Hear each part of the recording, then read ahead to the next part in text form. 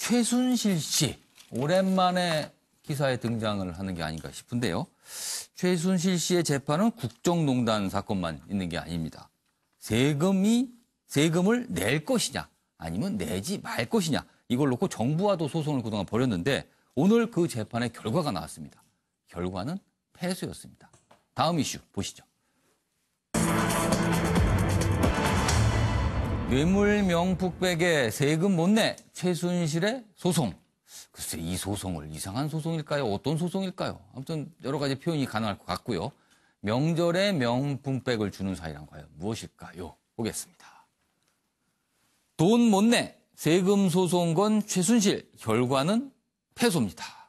국세청 뇌물 샤넬백 등 신고 누락. 자, 내용을 보면요. 어떤 내용인가 하면요. 최순실 KD코퍼레이션의 대기업 납품계약 체결을 도와줬습니다. 그리고 명품백 현금 2천만 원을 받았는데 소득신고를 안 했다 그러네요. 그리고 임대업자로 등록한 최 씨 업무상 비용으로 신고를 여러 가지를 했는데 차량 유지비, 인건비, 말 진료비 등을 업무상 비용으로 신고했는데 국세청에서는요. 업무와 무관하다 인정을 안 해줬습니다. 그래서 6,900만 원의 종합소득세를 추가 부과했습니다. 이에 대해서 최순실 씨가 이건 좀 문제가 있다라면서 부당하다. 국정농단 이후 명품백 등 세금은 부당하다라면서 불복 행정소송을 냈거든요. 그러나 결과는 원고 패소 판결로 나왔습니다. 그래서 이 얘기를 지금부터 좀 자세히 해보려고 합니다. 영상 보시죠. 최순실 씨가 그런 부탁을 들어줄 수 있을 거라고 생각했던 배경이 뭘까요?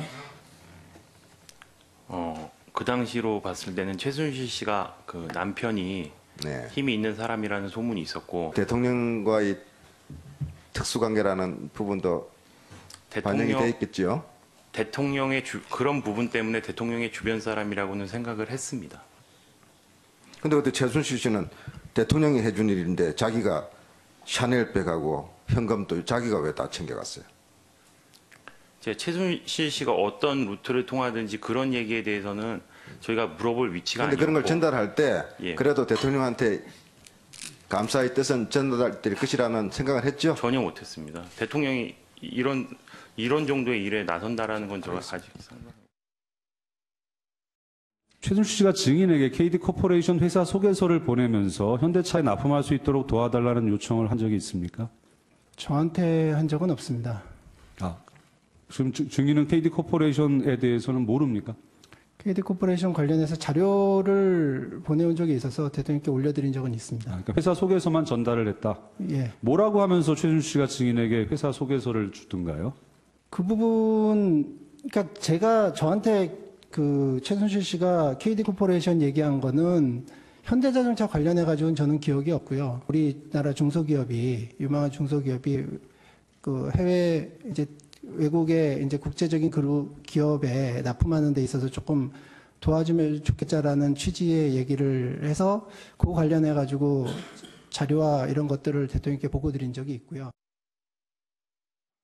자, 최순실 씨 샤넬백 등 받은 거 이런 거 종합소득세 추가로 못 내겠다. 6,900만 원인데 소송을 냈다가 패소를 했습니다. 세금 부분에도 이렇게 소송을 내서 결국 패소가 됐는데 어떤 생각에서 이렇게 소송을 내고 임해온 걸까요? 그 질문을 좀 미리 드렸습니다. 정태근 전 의원부터 좀 보겠습니다.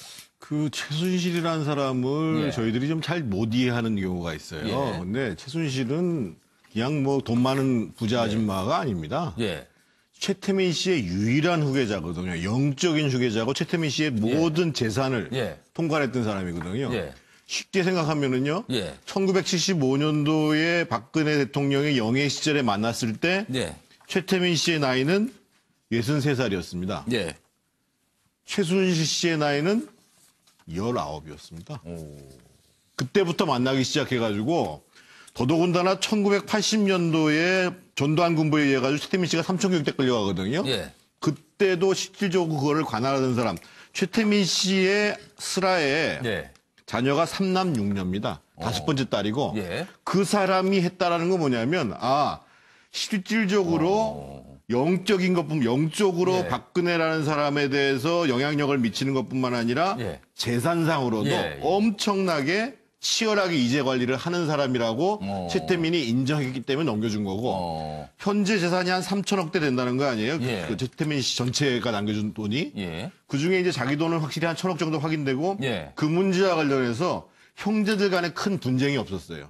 적당히 나눠주기도 하고. 그러니까 이 돈을 관리하는 문제에 대해서는 무진장 치열한 사람입니다. 그래서 원래 수천억 갖고 있는 사람이 이렇게 한 6천만 원 내는 거에 대해서 우리는 아이 왜 그래 그러는데 물론 뭐 6천만 원이 절대 그런 거 양보하지 않습니다. 6천만 원이 절대 작은 액수는 아니지만 최순실 씨가 그동안 이렇게 거론됐던 금액에 비하면 좀 크지 않아 보이거든요, 사실은. 근데 그런 돈을 절대 우습게 생각하지 않아야 그런 3천억대 재산을 유지할 수 있는 겁니다. 그런데 정태근 전 의원께서는 최태민 일가에 대해서 굉장히 잘 아시네요. 잘 알지요. 전문가급의 아마 그런 약간 파악을 하고 계신 것 같아요. 제가 2006년, 2007년도 때요. 예. 이 자료를 다 봤지요. 그러면은 하여튼 그 집안에 대한 일가견이 좀 있으시는 거군요, 그러면은. 일가견 정도 수준을 책으로도 써도 됩니다. 사실. 그럼 책을 좀 내시지 왜 안 내셨습니까? 이런 책 쓰고 싶지 않습니다. 그러시군요. 그렇군요. 제가 제대로 된 질문을 여기서 딱 드린 거군요. 알겠습니다. 자, 그러면 윤기찬 부대변인께서는 어떻게 보십니까? 백 같은 경우에는 예. 사실 그 당시 형사상 뇌물이 아니다. 그러니까 비사업 영업소득으로 인정을 해서 과세를 했는데 그 의례적으로 주고받은 거다라는 예. 아마 그런 그 의미도 좀 담겨 있는 것 같고요. 예. 임대사업체를 운영하면서 이제 기사 인건비 이런 것 등을 아마 사업 비용으로다가 신고를 한 것 같아요. 예. 근데 그건 사업 비용이 아니다라고 해서 비용 불인정 처분을 받은 건데 예. 어찌됐든 뭐 그 취지는 모르겠지만 좀 돈을 좀 중시하는 이런 그 습성은 좀 있으신 것 같아요. 알겠습니다. 자, 김상일 평론가께서는 이게 좀 돈 얘기가 나왔어요, 지금. 예. 어떻게 보십니까? 예, 이게 뭐 기본적으로 지금 최순실 씨 뇌물 건이 1, 2심에서 다 뇌물로 인정이 예. 돼 있는 상황입니다. 근데 이제 8월 29일 날 이제 상고를 했고요. 예. 그렇기 때문에 이제 뇌물로 자기는 이제 인정하지 못하겠다 이런 건데 예. 뇌물의 경우에는 저희가 기본적으로 법에서 몰수나 추징을 해야 되는 것인데요. 근데 아직 이게 뇌물이 이제 최종 상고가 돼 있기 때문에 최종 뇌물로 지금 예. 확정은 못 짓고 있죠. 예. 그럴 경우에 국세청은 이것을 뇌물은 기타 소득으로 처리를 하게 돼 있습니다. 예. 뭐 증여로 보고 만약에 과세를 하면 증여세는 이제 한 10% 정도니까 훨씬 싸지겠죠. 예. 근데 뇌물은 이제 그거보다 훨씬 이제 높게 되니까. 그런데 이 건은 뭐 말씀하신 것들과 좀 다르게 약간 두 개로 분리해 볼 수가 있는데 이게 예. 치열한 그럼 재산 욕이냐 예. 관리 욕이냐 예.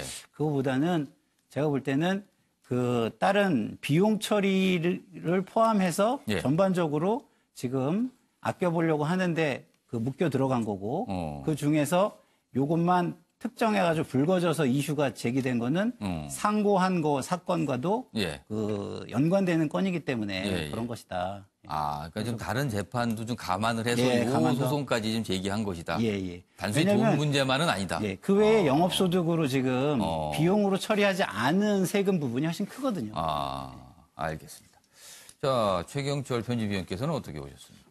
그 정태근 의원님은 저분이 아주 이제 밝고 예. 돈에 대해서는 아주 예. 뭐 타의 추정을 불허할 예, 만한 예. 재주를 지녔다고 예. 하는데 저는 저분의 그 공소 사실을 보거나 하면은 예. 저분이 비선 실세가 맞는가 저는 사실 의문이 듭니다. 전혀 치밀하지 못하면서 돈을 전부 다 직접 받아요. 그러니까 정유라까지 말을 직접 받게 하고 예. 그다음에 직접 받은 말을 또 정유라가 수익을 얻게 직접 타게 만들고 예. 이런 식으로 금방 증거를 잡힐 만한 짓들을 다 해왔거든요. 그거는 왜 그러는 겁니까? 그렇게 금방 알려질 건데 하는 이유는 뭡니까? 그거는 최태민 때부터 그렇게 해왔습니다. 그때부터 때는 그게 통했겠죠. 기본적으로 다 기업체들 불러다가 예. 저 집의 원칙은 돈은 내가 직접 받는다. 그런 또 어떤 그럼요. 뭡니까? 네. 뭐 전통입니까? 뭡니까 그거는? 남한테 통해서 안 받습니다. 그런데 어쨌든 돈을 숨기기 위해서는 예. 속된 말로 3쿠션이나 4쿠션 정도를 쳐가지고 예. 자기 돈으로 들어와야 되거든요. 근데 저분은 보면 모든 공소사실에서 자기가 직접 편익을 취한단 그러니까 말입니다. 쿠션은 노 쿠션. 그냥 그렇죠. 바로 예, 받는 자기가 거군요. 직구로 바로 받는다는 거죠. 큰 포스 글러브를 한 개 받고 그래서 자기 주머니로 바로 넣는다는 건데. 왠지 조금 이 어두운 세계의 전문 용어 같은 경우를 많이 등장을 합니다. 그러니까 박근혜 대통령으로 봐서는 예. 아주 무식한 비선 실세를 뒀다. 아. 저는 이렇게 볼 수 있겠습니다.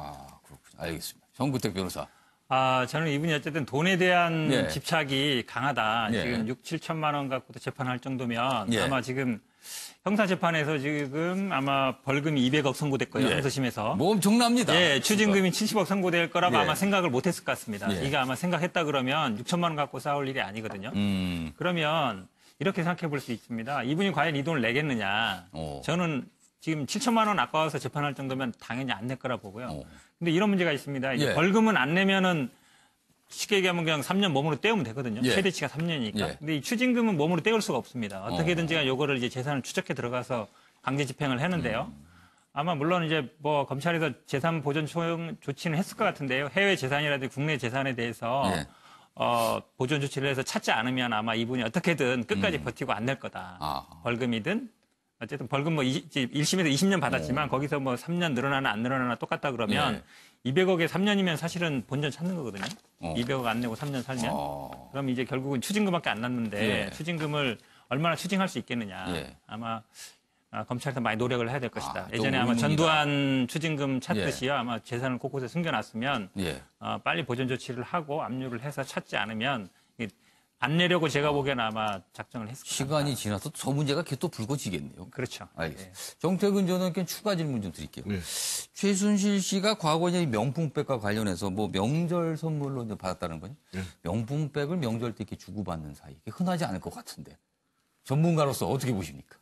저 수준 속에서는 충분히 가능합니다. 또 거기 그 세계에서는 가능한 겁니까, 그럼요. 그게? 우리가 선물이라고 해서 우리는 무슨 뭐 3만 원짜리, 5만 원짜리 하지만은요. 저분들은 저 세계에서는 뭐 억대 아마 저게 지금 1,100만 원짜리인데요. 예. 아마 억대로 받고 이거 선물이다라고 하는 게 충분히 가능한 분들입니다. 그러면 우리 식으로 생각하면 안 저희들이 됩니다. 그 세계를 이해하지 못해서 강기정 전 의원께서는 혹시 어떻게 선물은 사과 박스 서로 주고받고 예. 요즘엔 이제 그 김영란법 때문에 그것도 이제 많이 다운돼 있습니다. 예. 예.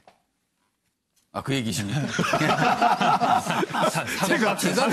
사과 박스는 그 돈 예. 들어있는 사과 박스가 아니라 정말 과일 박스입니다. 상자. 사과 상자. 그럴 때 사과 상자라 그러지 네, 않나요? 예, 사과 예. 박스라 그러지. 그러면은 무슨 명품백에 사과 상자에 들어갈 수도 있다 뭐 이런 말씀이신가요? 뭡니까? 그럼 알겠습니다. 그냥 뭐 넘어가겠습니다. 자, 다음 주제 볼 텐데요. 사망자만 500여 명. 그리고요. 강금, 노역, 그리고 폭행과 학대 의혹까지. 바로 형제복지원 사건 이야기입니다.